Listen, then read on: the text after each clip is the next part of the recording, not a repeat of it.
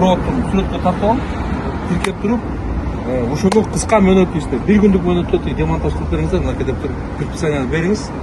Местникеңиз депутат болобу, кимдики болот да, снос кылып ар жака түртүп салгандан өздөрү жазып коесуз.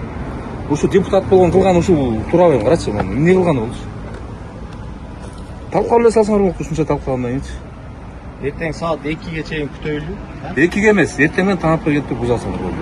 Предписанияны бүгүн бер, 2-ге чейин деп отурасызбы, 2-3-кө чейин. Мына депутат менен сүйлөштү. Реакция кылбайт. Кылбаса биз анан кийин мамлекеттин канча акчасы кетти ушуга? Кана туурабы ушунчу? Үй жашап аткан адамдардын үйүн ашылайт.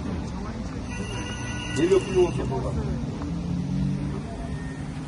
Бар, арасындагы Басымдарды айтпайсың талап қойып алса деп, демек атқа қоймайсың.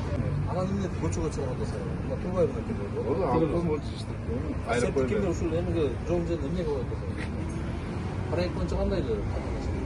Проект боюнча ушул жерде эле ошону казып керек. Каякта эле сет? Ana? Ne mesele oldu? Ne tasarruf ediyorsunuz? En тазалаймыз. Енді мен отыларды мынадан шығардым, мынадан отыларды. Kança gün tasarruf? 2 gün жетеби? 2-3 gün тазалаймыз.